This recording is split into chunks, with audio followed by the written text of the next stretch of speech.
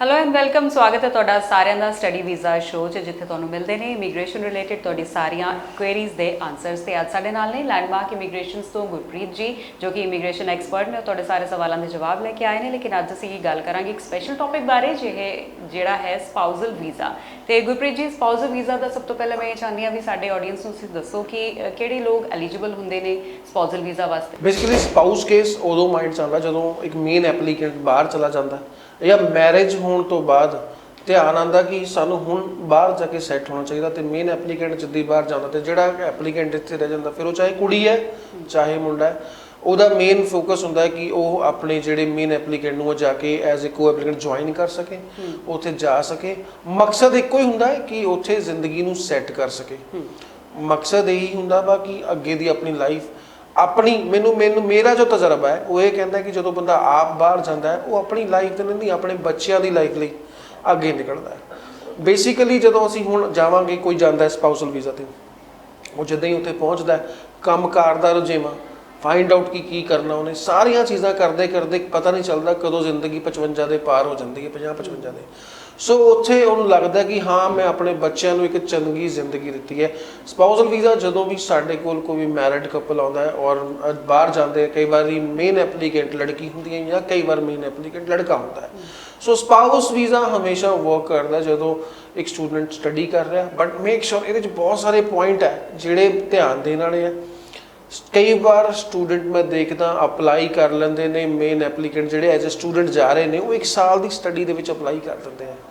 But ਜਦੋਂ ਅਸੀਂ 1 ਸਾਲ ਦੀ ਸਟੱਡੀ ਲਈ ਅਪਲਾਈ ਕਰ ਦਿੰਦੇ ਆ, ਉੱਥੇ ਹੀ ਸਾਨੂੰ ਇਹ ਧਿਆਨ ਦੇਣਾ ਚਾਹੀਦਾ, ਪਰ ਜਿਹੜੇ ਸਪਾਊਸ ਵਾਲੇ ਕੈਂਡੀਡੇਟ ਆ ਉਹ ਕਦੀ ਵੀ 1 ਸਾਲ ਦੇ ਪ੍ਰੋਗਰਾਮ ਨੂੰ ਵੈਲਿਊ ਨਾ ਦੇਣ, ਉਹ ਸਿਰਫ 2 ਸਾਲ ਦੀ ਸਟੱਡੀ ਦੇ ਵਿੱਚ ਹੀ ਅੱਗੇ ਜਾਣ। ਉਹਦੇ ਲਈ ਇੱਕ ਕਾਰਨ ਹੈ, ਕਿਉਂਕਿ ਸਪਾਊਸ ਵੀਜ਼ਾ ਤੁਸੀਂ ਉਦੋਂ ਹੀ ਅਪਲਾਈ ਕਰ ਸਕਦੇ ਹੋ ਡਿਪੈਂਡੈਂਟ ਕੈਟੇਗਰੀ, ਜਦੋਂ ਤੁਹਾਡੇ ਜਿਹੜੇ ਮੇਨ ਐਪਲੀਕੈਂਟ ਦੀ 1 ਸਾਲ ਦੀ ਸਟੱਡੀ ਪੈਂਡਿੰਗ ਪਈ ਹੋਈ ਹੈ।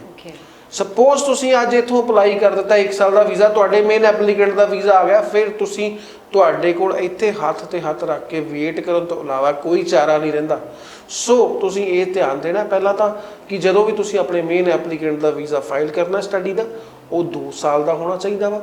ਦੂਸਰਾ ਧਿਆਨ ਦੇਣ ਵਾਲੀ ਜਿਹੜੀ ਚੀਜ਼ ਹੈਗੀ ਆ ਉਹ ਇਹ ਹੈਗੀ ਕਿ ਇੰਸਟੀਟਿਊਸ਼ਨ ਸਰਕਾਰੀ ਹੋਣਾ ਚਾਹੀਦਾ ਹੈ, ਜਾਂ ਤਾਂ ਸਰਕਾਰੀ ਕਾਲਜ ਹੋਵੇ ਜਾਂ ਫਿਰ ਯੂਨੀਵਰਸਿਟੀ ਹੋਵੇ, ਜੇ ਤੁਸੀਂ ਐਜ਼ ਏ ਸਪਾਊਸ ਅੱਗੇ ਜਾਣਾ ਚਾਹੁੰਦੇ ਹੋ, ਕਿਉਂਕਿ ਇਹ ਸਾਰੀਆਂ ਚੀਜ਼ਾਂ ਸ਼ੋਅ ਕਰਦੀਆਂ ਨੇ ਕਿ ਤੁਹਾਡੇ ਮੇਨ ਐਪਲੀਕੈਂਟ ਦੀ ਪੜ੍ਹਨ ਦੀ ਇੰਟੈਂਸ਼ਨ ਕੀ ਹੈਗੀ ਹੈ ਔਰ ਸਪਾਊਸ ਦੇ ਜੁਆਇਨ ਕਰਨ ਦੀ ਇੰਟੈਂਸ਼ਨ ਕੀ ਹੈਗੀ ਹੈ।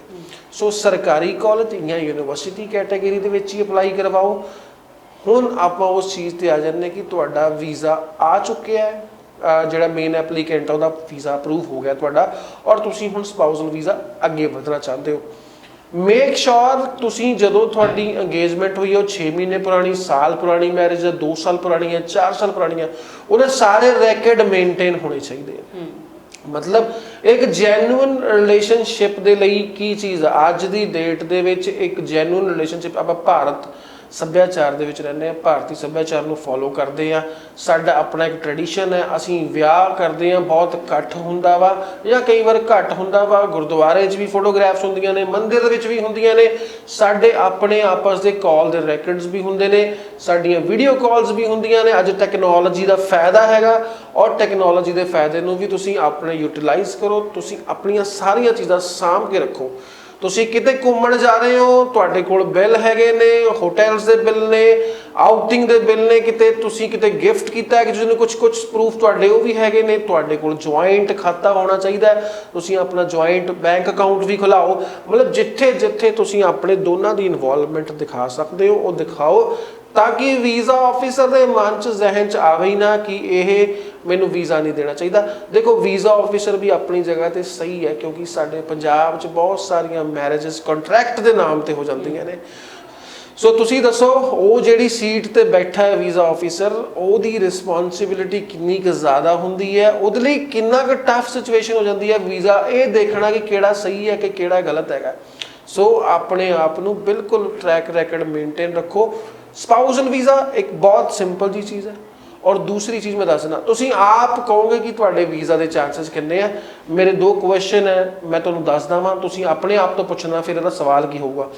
ਸਭ ਤੋਂ ਪਹਿਲਾਂ ਟੂਰਿਸਟ ਵੀਜ਼ਾ ਅੱਜ ਕੋਈ ਫਾਈਲ ਕਰਦਾ ਉਹਦੀ ਰਿਫਿਊਜ਼ਲ ਆ ਜਾਂਦੀ ਹੈ ਕਈ ਵਾਰ, ਉੱਤੇ ਲਿਖਿਆ ਆਉਂਦਾ ਕਿ ਉਹਦੀ ਟਰੈਵਲ ਹਿਸਟਰੀ ਨਹੀਂ ਸੀਗੀ। ਇਹ ਤੁਸੀਂ ਨਾਰਮਲ ਵੇਖਿਆ ਹੋਣਾ ਕਿ ਉਹਦੀ ਟਰੈਵਲ ਹਿਸਟਰੀ ਨਹੀਂ ਹੈਗੀ। ਫਿਰ ਟੂਰਿਸਟ ਵੀਜ਼ਾ ਦੇ ਉੱਤੇ ਆ ਜਾਂਦਾ ਕਿ ਤੁਹਾਡਾ ਕੋਈ ਬੈਂਕ ਬੈਲੈਂਸ ਜ਼ਿਆਦਾ ਨਹੀਂ ਸੀਗਾ, ਤੁਹਾਡੀ ਰਿਫਿਊਜ਼ਲ ਆ ਗਈ ਹੈ, ਤੁਹਾਡੇ ਕੋਲ ਇੰਨਾ ਪੈਸਾ ਨਹੀਂ ਸੀਗਾ ਜਾਂ ਪੈਸਾ ਇਕੱਠਾ ਹੀ ਪਾਤਾ ਤੁਸੀਂ ਅਕਾਊਂਟ ਵਿੱਚ, ਕਿੱਥੋਂ ਆਇਆ ਸੀ ਉਹਦੀ ਕੋਈ ਜਸਟੀਫਿਕੇਸ਼ਨ ਨਹੀਂ ਸੀ, ਇਹਨਾਂ ਕਰਕੇ ਆ ਗਈ। ਸਟੂਡੈਂਟ ਅੱਜ ਰਿਫਿਊਜ਼ ਹੋ ਜਾਂਦਾ ਵਾ, ਕਹਿੰਦੇ ਜੀ ਉਹਦਾ ਪ੍ਰੋਗਰਾਮ ਰੈਲੇਵੈਂਟ ਨਹੀਂ ਹੈਗਾ, ਉਹਨੇ ਵਾਪਸ ਨਹੀਂ ਆਉਣਾ, ਜਾਂ XYZ ਰੀਜ਼ਨ ਅਕੈਡਮਿਕ ਲੋ ਹੈਗੇ ਨੇ, ਇੰਗਲਿਸ਼ ਐਬਿਲਿਟੀ ਨਹੀਂ ਹੈਗੀ, ਪ੍ਰੋਗਰਾਮ ਨਾਲ ਕੋਪ ਅਪ ਨਹੀਂ ਕਰ ਸਕਦਾ। ਹੁਣ ਮੈਨੂੰ ਇੱਕ ਚੀਜ਼ ਦੱਸੋ, ਇਹਨਾਂ ਸਾਰੀਆਂ ਰਿਫਿਊਜ਼ਲ ਕਾਰਨਾਂ ਦੇ ਪਿੱਛੇ ਤੁਹਾਨੂੰ ਕਿਤੇ ਕੋਈ ਡਿਪੈਂਡੈਂਟ ਕੈਟਾਗਰੀ ਵਾਲਾ ਕੇਸ ਦਿਖਦਾ ਪਿਆ? ਕੀ ਡਿਪੈਂਡੈਂਟ ਦੀ ਟਰੈਵਲ ਹਿਸਟਰੀ ਹੋਣੀ ਚਾਹੀਦੀ ਹੈ ਕਿ ਉਹ ਜਗ੍ਹਾ ਜਗ੍ਹਾ ਤੇ ਡਿਪੈਂਡੈਂਟ ਅਪਲਾਈ ਕਰੇ? ਇਦਾਂ ਨਹੀਂ ਹੋ ਸਕਦਾ। ਉਹਨੇ ਵਾਪਸ ਨਹੀਂ ਆਣਾ, ਪਤਾ ਹੈ ਕਿ ਜਦ ਮੇਨ ਐਪਲੀਕੈਂਟ ਉੱਥੇ ਹੈ ਤਾਂ definitely they will file the PR, ਸੋ ਉਹਨੇ ਵਾਪਸ ਨਹੀਂ ਆਣਾ। ਉਹਦੀ ਰੈਲੇਵੈਂਸੀ ਦੀ ਕੋਈ ਪ੍ਰੋਬਲਮ ਨਹੀਂ ਹੈ, ਸਟੱਡੀ ਦੀ ਤੇ ਰੈਲੇਵੈਂਟ ਹੋਣ ਨਹੀਂ ਹੈ ਜਾਂ ਕੀ ਹੈ, ਇੰਗਲਿਸ਼ ਐਬਿਲਿਟੀ ਦੀ ਲੋੜ ਨਹੀਂ ਹੈ, ਆਈਲੈਟਸ ਦੀ ਲੋੜ ਨਹੀਂ ਹੈ, ਅਕੈਡਮਿਕ ਮੈਚ ਨਹੀਂ ਹੋ ਰਿਹਾ, ਕੋਈ ਲੈਣਾ ਦੇਣਾ ਨਹੀਂ ਹੈ। ਸੋ ਸਿੰਪਲ ਲੈਂਗੁਏਜ ਸਮਝਾਉਣਾ ਚਾਹੁੰਦਾ ਵਾਂ ਕਿ ਡਿਪੈਂਡੈਂਟ ਕੈਟਾਗਰੀ ਦਾ ਸਕਸੈਸ ਰੇਟ ਜਿਹੜਾ ਹੈ ਉਹ ਅਪ ਟੂ 100% ਹੈ। ਸੋ ਬੇਸਿਕਲੀ ਤੁਹਾਡੀ ਫਾਈਲ ਦੀ ਪ੍ਰੈਜੈਂਟੇਸ਼ਨ ਕਿੱਦਾਂ ਦੀ ਹੈ, ਉਹ ਪ੍ਰੈਜੈਂਟੇਸ਼ਨ ਦੇ ਵਿੱਚ ਕੋਈ ਕਮੀ ਤਾਂ ਨਹੀਂ ਹੈ, ਡਾਕੂਮੈਂਟੇਸ਼ਨ 'ਚ ਕੋਈ ਕਮੀ ਤਾਂ ਨਹੀਂ ਹੈ, ਚੈੱਕਲਿਸਟ ਨੂੰ ਤੁਸੀਂ ਫੋਲੋ ਕੀਤਾ ਕਿ ਨਹੀਂ ਕੀਤਾ। ਨਾਰਮਲੀ ਤੁਸੀਂ ਫਾਈਲ ਅਪਲਾਈ ਕਰਦੇ ਹੋ ਡਿਪੈਂਡੈਂਟ ਦੀ, ਤੁਹਾਨੂੰ ਇੱਕ ਚੈੱਕਲਿਸਟ ਜਾਂਦੇ ਹੀ ਥਮਾ ਦਿੱਤੀ ਜਾਂਦੀ ਹੈ, ਹਰ ਬੰਦੇ ਨੂੰ ਸੇਮ ਚੈੱਕਲਿਸਟ ਦਿੱਤੀ ਜਾਂਦੀ ਹੈ। ਬਹੁਤ ਸਾਰੀ ਏਜੰਸੀਆਂ, ਬਹੁਤ ਸਾਰੀ ਚੀਜ਼ਾਂ ਤੇ ਮੈਂ ਦੇਖਦਾ ਇੱਕੋ ਹੀ ਚੈੱਕਲਿਸਟ ਸਰਕੂਲੇਟ ਕੀਤੀ ਜਾਂਦੀ ਹੈ, ਬਟ ਲੈਂਡਮਾਰਕ ਇਮੀਗ੍ਰੇਸ਼ਨ ਦੇ ਵਿੱਚ ਤੁਹਾਨੂੰ ਇਹ ਵੇਖਣ ਨੂੰ ਨਹੀਂ ਮਿਲੇਗਾ। ਅਸੀਂ ਤੁਹਾਡੀ ਪ੍ਰੋਫਾਈਲਿੰਗ ਕਰਾਂਗੇ। ਸਭ ਤੋਂ ਪਹਿਲਾਂ ਸਾਨੂੰ ਨੌਲੇਜ ਚਾਹੀਦੀ ਹੋਊਗੀ ਤੁਹਾਡੇ ਬਾਰੇ, ਕਿਉਂਕਿ ਹਰ ਬੰਦੇ ਦੀ ਆਪਣੀ ਇੱਕ ਪ੍ਰੋਫਾਈਲ ਹੈ, ਹਰ ਬੰਦੇ ਦਾ ਆਪਣਾ ਇੱਕ ਕਿੱਤਾ ਹੈਗਾ, ਹਰ ਬੰਦੇ ਦਾ ਆਪਣਾ ਇੱਕ ਬੈਂਕ ਬੈਲੈਂਸ ਹੈਗਾ, ਹਰ ਬੰਦੇ ਦੀ ਆਪਣੀਆਂ ਇੱਕ ਮੁਸ਼ਕਲਾਂ ਨੇ, ਹਰ ਬੰਦੇ ਦੀਆਂ ਆਪਣੀਆਂ ਇੱਕ ਦਿੱਕਤਾਂ ਹੈਗੀਆਂ ਨੇ ਜਿਹੜੀਆਂ ਉਹ ਸਾਡੇ ਨਾਲ ਸਾਂਝੀਆਂ ਕਰਦਾ। ਤਾਂ ਚੈੱਕਲਿਸਟ ਸੇਮ ਕਿੱਦਾਂ ਹੋ ਸਕਦੀ ਹੈ?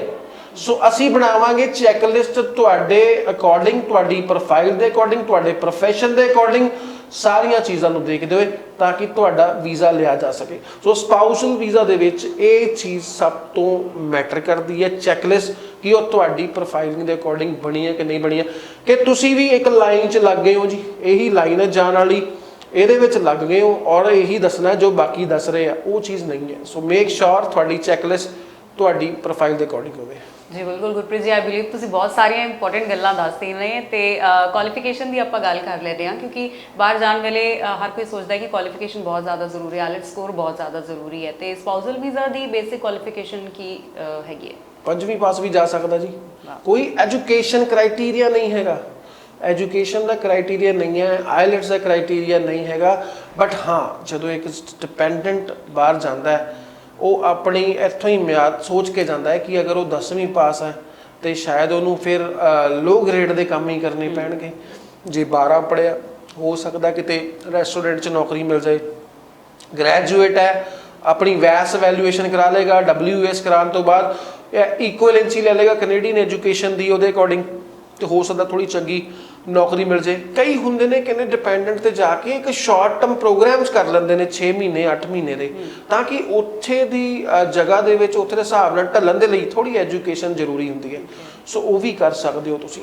ਸੋ ਇਹ ਟੋਟਲੀ ਤੁਹਾਡੇ ਤੇ ਡਿਪੈਂਡ ਆ, ਇਹ ਡਿਸਾਈਡ ਕਰੇਗੀ ਕਿ ਤੁਸੀਂ ਫਿਊਚਰ 'ਚ ਜਾ ਕੇ ਕਿਹੋ ਜਿਹਾ ਕੰਮ ਕਰਨ ਵਾਲੇ ਹੋ। ਜੀ ਬਿਲਕੁਲ, ਮਤਲਬ ਇਹ ਤਾਂ ਗੁੱਡ ਨਿਊਜ਼ ਹੈ ਜਿਹੜੇ ਸਪਾਊਸਲ ਵੀਜ਼ਾ ਲਗਾਉਣਾ ਚਾਹੁੰਦੇ ਹੋ ਉਹਨਾਂ ਵਾਸਤੇ ਕਿ ਸਟੱਡੀ ਦਾ ਕੋਈ ਬਾਰ ਨਹੀਂ ਹੈਗਾ, ਤੁਸੀਂ ਕਿੰਨੀ ਵੀ ਸਟੱਡੀ ਕੀਤੀ ਹੋਏ ਜਾਂ ਬਹੁਤ ਘੱਟ ਸਟੱਡੀ ਕੀਤੀ ਹੋਏ ਤਾਂ ਈਜ਼ੀਲੀ ਤੁਸੀਂ ਅਪਲਾਈ ਕਰ ਸਕਦੇ ਹੋ। ਹੁਣ ਗੱਲ ਆਉਂਦੀ ਹੈ ਫੰਡਸ ਦੇ ਗੁਰਪ੍ਰੀਤ ਜੀ, ਜੇ ਆਪਾਂ ਸਪਾਊਸਲ ਵੀਜ਼ੇ ਲਈ ਅਪਲਾਈ ਕਰਨਾ ਹੈ ਕਿਸੇ ਨੇ ਤਾਂ ਕਿੰਨੇ ਫੰਡਸ ਹੋਣੇ ਚਾਹੀਦੇ ਨੇ, ਲੱਗਦੇ ਨੇ ਜਾਂ ਸ਼ੋ ਕਰਨੇ ਪੈਂਦੇ ਨੇ? ਬਿਲਕੁਲ, ਬੈਂਕ ਬੈਲੈਂਸ ਜ਼ਰੂਰ ਸ਼ੋ ਕਰੋ ਆਪਣਾ ਜੀ, 9-10 ਲੱਖ ਰੁਪਈਆ ਆਪਣੇ ਅਕਾਊਂਟ ਦੇ ਵਿੱਚ ਸ਼ੋ ਕਰੋ, ਰੱਖੋ। ਅਗਰ ਦੇਖੋ ਤੁਸੀਂ ਪਲੈਨਿੰਗ ਕਰ ਰਹੇ ਹੋ ਬਾਹਰ ਜਾਣ ਦੀ, ਬਹੁਤ ਕੁਝ ਕਰ ਰਹੇ ਹੋ, ਤੇ ਆਬਵੀਅਸ ਆ ਥੋੜੇ ਪੈਸੇ ਆਪਣੇ ਅਕਾਊਂਟ ਦੇ ਵਿੱਚ ਇਕੱਠੇ ਕਰਦੇ ਰਹੋ, ਬਸ਼ੱਕ ਤੁਹਾਡੇ ਹੀ ਨੇ। ਜੇ ਤੁਹਾਡੇ ਕੋਲ ਕਿਤੋਂ ਇਕੱਠੇ ਆਏ ਨੇ ਉਹਦਾ ਐਵੀਡੈਂਸ ਹੋਣਾ ਚਾਹੀਦਾ ਵਾ, ਉਹਦਾ ਪ੍ਰਮਾਣ ਪੱਤਰ ਹੋਣਾ ਚਾਹੀਦਾ ਤੁਹਾਡੇ ਕੋਲ ਕਿ ਉਹ ਆਇਆ ਕਿੱਥੋਂ ਹੈ, ਤੁਹਾਡੀ ਫੈਮਿਲੀ ਮੈਂਬਰ ਨੇ ਕਿਸੇ ਨੇ ਤੁਹਾਨੂੰ ਗਿਫਟ ਕੀਤਾ ਹੈ, ਤੁਹਾਡੇ ਫਾਦਰ ਸਾਹਿਬ ਤੁਹਾਨੂੰ ਸਪੋਰਟ ਕਰ ਰਹੇ ਆ। ਇਹ ਸਾਰੀਆਂ ਚੀਜ਼ਾਂ ਡਿਸਕਸ਼ਨ ਕਰਨ ਵਾਲੀਆਂ ਨੇ ਜੀ ਕ੍ਰਾਸ ਦਾ ਟੇਬਲ ਬੈਠ ਕੇ। ਜਦੋਂ ਤੁਸੀਂ ਆਓਗੇ ਮੈਂ ਤੁਹਾਨੂੰ ਇੱਕੋ ਹੀ ਵਾਅਦਾ ਕਰਦਾ, ਲੈਂਡਮਾਰਕ ਇਮੀਗ੍ਰੇਸ਼ਨ ਦੇ ਵਿੱਚ ਹਮੇਸ਼ਾ ਸੀਨੀਅਰ ਮੈਨੇਜਮੈਂਟ ਦੇ ਬੰਦੇ ਜ਼ਰੂਰ ਮਿਲਦੇ ਆ। ਜੇ ਤੁਹਾਨੂੰ ਕਿਤੇ ਹੋਰ ਕਿਸੇ ਵੀ ਕੰਪਨੀ 'ਚ, ਮੈਂ ਕਿਸੇ ਦਾ ਨਾਮ ਨਹੀਂ ਲੈ ਰਿਹਾ ਤੇ ਕਿਸੇ ਵੀ ਕੰਪਨੀ ਦੇ ਵਿੱਚ ਤੁਹਾਨੂੰ ਜੇ ਕੰਪਨੀ ਦਾ MD ਜਾਂ ਡਾਇਰੈਕਟਰ ਮਿਲ ਰਿਹਾ, ਮੀਨਸ ਤੁਸੀਂ ਇੱਕ ਸਹੀ ਜਗ੍ਹਾ ਤੇ ਬੈਠੇ ਹੋ। ਤੁਸੀਂ ਇੱਕ ਸਹੀ ਪਲੇਸ ਤੇ ਬੈਠੇ ਹੋ, ਫਿਰ ਤੁਸੀਂ ਉੱਥੇ ਵੀ ਅਪਲਾਈ ਕਰ ਸਕਦੇ ਹੋ। ਇਹ ਸਾਡੇ ਪ੍ਰੋਗਰਾਮ ਸੇਲਸ ਨੂੰ ਵਧਾਉਣ ਲਈ ਨਹੀਂ ਹੁੰਦੇ, ਇਹ ਸਾਡੇ ਜਿਹੜੇ ਵੀਡੀਓਜ਼ ਹੈ ਇਹ ਸੇਲਸ ਨੂੰ ਬੂਸਟ ਅਪ ਕਰਨ ਲਈ ਨਹੀਂ ਹੁੰਦੇ, ਸਿਰਫ ਹੁੰਦੇ ਜ਼ਰੂਰ ਹੈ ਸੇਲਸ ਲਈ ਵੀ, ਪਰ ਸਿਰਫ ਸੇਲਸ ਨੂੰ ਬੂਸਟ ਅਪ ਕਰਨ ਲਈ ਨਹੀਂ ਹੈ। ਅਵੇਅਰਨੈਸ ਵੀਡੀਓਜ਼ ਹੁੰਦੇ ਨੇ, ਇਹ ਤੁਹਾਨੂੰ ਅਵੇਅਰ ਕਰਨ ਦੇ ਲਈ ਨੇ ਕਿ ਤੁਹਾਡੇ ਲਈ ਕੀ ਸਹੀ ਹੋ ਸਕਦਾ ਹੈ ਔਰ ਤੁਹਾਡੇ ਲਈ ਕੀ ਗਲਤ ਹੋ ਸਕਦਾ ਹੈ। ਜੀ ਬਿਲਕੁਲ। ਤੇ ਹੁਣ ਫੰਡਸ ਦੀ ਵੀ ਤੁਸੀਂ ਦੱਸਤਾ ਕਿ ਕਿੰਨੇ ਫੰਡਸ ਚਾਹੀਦੇ ਹੁੰਦੇ ਨੇ, ਔਰ ਕਈ ਲੋਕ ਇਹ ਅਪਲਾਈ ਕਰਕੇ ਬਹੁਤ ਲੰਬਾ ਵੇਟ ਉਹਨਾਂ ਨੂੰ ਕਰਨਾ ਪੈਂਦਾ ਹੈ, ਤੇ ਉਹਨਾਂ ਦਾ ਕੁਐਸਚਨ ਮੈਂ ਕਰਨ ਜਾ ਰਹੀ ਹਾਂ ਕਿ ਪ੍ਰੋਸੈਸਿੰਗ ਟਾਈਮ ਕਿੰਨਾ ਕੁ ਲੱਗਦਾ ਹੈ ਸਪਾਊਸਲ ਵੀਜ਼ਾ ਨੂੰ? ਬੇਸਿਕਲੀ ਅੱਜ ਤੁਹਾਨੂੰ ਜਾਣ ਕੇ ਖੁਸ਼ੀ ਹੋਊਗੀ ਜਿਹੜੇ ਡਿਪੈਂਡੈਂਟ ਕੈਟਾਗਰੀ ਵਾਲੇ ਨੇ ਕਿ ਜਿਹੜੇ ਡਿਪੈਂਡੈਂਟ ਕੈਟਾਗਰੀ ਦਾ ਪ੍ਰੋਸੈਸਿੰਗ ਟਾਈਮ ਹੈ ਅੱਜ 7 ਹਫ਼ਤੇ ਹੈ ਸਿਰਫ। ਉੱਥੇ ਹੀ ਅਗਰ ਸਟੂਡੈਂਟ ਵੀਜ਼ਾ ਦੀ ਗੱਲ ਕਰਾਂ ਤਾਂ ਪ੍ਰੋਸੈਸਿੰਗ ਟਾਈਮ 12 ਹਫ਼ਤੇ ਹੈ। ਸੋ ਇਹਦਾ ਮਤਲਬ ਇਹ ਹੈ ਕਿ ਜੇ ਤੁਸੀਂ ਡਿਪੈਂਡੈਂਟ ਕੈਟਾਗਰੀ ਦੇ ਹੋ ਤਾਂ ਸੋਚਣ ਦੀ ਲੋੜ ਨਹੀਂ ਹੈ। ਜੇ ਤੁਸੀਂ ਜਿੰਨੀ ਜਲਦੀ ਅਪਲਾਈ ਕਰ ਦੋਗੇ ਉਨੀ ਹੀ ਜਲਦੀ ਤੁਸੀਂ ਆਪਣਾ ਵੀਜ਼ਾ ਹਾਸਲ ਕਰ ਸਕਦੇ ਹੋ। ਰੀਸੈਂਟਲੀ 2 ਡਿਪੈਂਡੈਂਟ ਕੈਟਾਗਰੀ ਦੇ ਵੀਜ਼ਾਸ ਵੀ ਆਏ ਨੇ, ਸੋ ਮੈਂ ਉਹਨਾਂ ਨੂੰ ਬਹੁਤ ਮੁਬਾਰਕਬਾਦ ਦੇਣਾ ਚਾਹੁੰਦਾ ਵਾਂ ਲੈਂਡਮਾਰਕ ਦੇ ਮੰਚ ਤੋਂ। ਤੋ ਉਸੇ ਤਰ੍ਹਾਂ ਤੁਸੀਂ ਵੀ ਆਪਣੇ ਵੀਜ਼ਾਸ ਪ੍ਰਾਪਤ ਕਰ ਸਕਦੇ ਹੋ, ਬਸ਼ਰਤ ਥੋੜਾ ਟਾਈਮ ਜ਼ਰੂਰ ਲੱਗਦਾ, ਬਟ ਕਈ ਵਾਰ ਟਾਈਮ ਕੰਜ਼ਿਊਮਿੰਗ ਜ਼ਿਆਦਾ ਹੋ ਜਾਂਦਾ ਜੀ। ਉਹਦਾ ਰੀਜ਼ਨ ਹੁੰਦਾ ਹੈ ਕਿ ਤੁਸੀਂ ਡਾਇਰੈਕਟ ਉਸ ਕੰਪਨੀ ਕੋਲ ਅਪਰੋਚ ਨਹੀਂ ਕਰਦੇ ਜਿਹਨੇ ਅਪਲਾਈ ਕਰਨਾ ਹੈ, you are coming through the agents and associates. ਤੋ ਉੱਥੇ ਤੁਹਾਨੂੰ ਜਿਹੜਾ ਟਾਈਮ ਫਰੇਮ ਹੈ ਉਹ ਵੱਧ ਜਾਂਦਾ ਵਾ। ਸਰਲ ਭਾਸ਼ਾ 'ਚ ਸਮਝਾਵਾਂ ਤੇ ਜੇ ਚੰਡੀਗੜ੍ਹ ਤੋਂ ਲੁਧਿਆਣਾ ਡਾਇਰੈਕਟ ਜਾਣਾ ਤੇ ਜੀ 1 ਘੰਟਾ 15 ਮਿੰਟ ਲੱਗਦੇ। ਅੱਜ ਰੋਡ ਵਧੀਆ ਬਣ ਗਈ ਹੋਈ ਹੈ ਤੇ ਉਹਦੇ ਕਰਕੇ ਥੋੜਾ ਸਮਾਂ ਘੱਟ ਲੱਗਦਾ। ਜੇ ਮੈਂ ਇਹੀ ਸੋਚ ਲਿਆ ਕਿ ਮੈਂ ਵਾਇਆ ਰੋਪੜ ਘੁੰਮ ਕੇ ਜਾਣਾ ਜਾਂ ਫਗਵਾੜਾ ਘੁੰਮ ਕੇ ਜਾਣਾ ਵਾ ਤਾਂ it will take 2 to 3 hours. So ਇਸ ਚੀਜ਼ ਨੂੰ ਧਿਆਨ ਦੇਣਾ ਵਾ ਕਿ ਜਦੋਂ ਵੀ ਕਿਤੇ ਜਾਣਾ ਸਭ ਤੋਂ ਪਹਿਲਾਂ ਜਾਂਚ ਪੜਤਾਲ ਕਰ ਲੈਣੀ ਹੈ ਉਸ ਕੰਪਨੀ ਦੇ ਬਾਰੇ ਕਿ ਉਹ ਇਹ ਕੰਪਨੀ ਕਰਦੀ ਵੀ ਹੈ ਕੰਮ, ਜਾਂ ਤੁਹਾਡੇ ਕੋਲੋਂ ਕੇਸ ਫੜ ਲਿਆ ਐਜ਼ ਏ ਏਜੰਟ ਕਿਤੇ ਹੋਰ ਭੇਜਦਾ ਤੁਹਾਡਾ ਕੇਸ। ਸੋ ਇਹ ਚੀਜ਼ ਵੀ ਬਹੁਤ ਜ਼ਰੂਰੀ ਹੈ। ਕਿਤੇ ਨਾ ਕਿਤੇ ਕੈਂਡੀਡੇਟ ਨੂੰ ਇਹਦੇ ਵਿੱਚ ਵੀ ਖਾਮਿਆਜ਼ਾ ਭੁਗਤਣਾ ਪੈਂਦਾ ਔਰ ਜਿਹੜਾ ਕੰਮ ਮਹੀਨੇ 'ਚ ਹੋਣਾ ਹੁੰਦਾ ਉਹ 3-4 'ਚ ਹੁੰਦਾ। ਸੋ ਇਹ ਚੀਜ਼ ਦਾ ਧਿਆਨ ਰੱਖੋ ਜੀ। ਬੇਸਿਕਲੀ ਮਤਲਬ ਕੈਂਡੀਡੇਟਸ ਨੂੰ ਆਪਣੀ ਰਿਸਰਚ ਵਰਕ ਵੀ ਕਰਕੇ ਰੱਖਣੀ ਪੈਣੀ ਹੈ ਕਿ ਹਾਂ ਕਿ ਅਸੀਂ ਕਿਹੜੀ ਕੰਪਨੀ ਦੇ ਥਰੂ ਅਪਲਾਈ ਕਰਨਾ ਹੈ। ਤੇ ਮੇਰਾ ਵੀ ਪਰਸਨਲ ਸੁਜੈਸ਼ਨ ਹੈ ਕਿ ਜਿੱਦਾਂ ਦੀ ਤੁਹਾਨੂੰ ਗਾਈਡੈਂਸ ਲੈਂਡਮਾਰਕ ਇਮੀਗ੍ਰੇਸ਼ਨ ਵੱਲੋਂ ਦਿੱਤੀ ਜਾਏਗੀ, ਆਮ ਸ਼ੋਰ ਕਿ ਸਿਟੀ 'ਚ ਕਿਤੇ ਹੋਰ ਨਹੀਂ ਦਿੱਤੀ ਜਾਏਗੀ, ਤੇ ਤੁਸੀਂ ਆ ਕੇ ਕੰਸਲਟ ਕਰ ਸਕਦੇ ਹੋ। ਕੰਸਲਟੇਸ਼ਨ ਐਬਸੋਲੂਟਲੀ ਫ੍ਰੀ ਹੈ।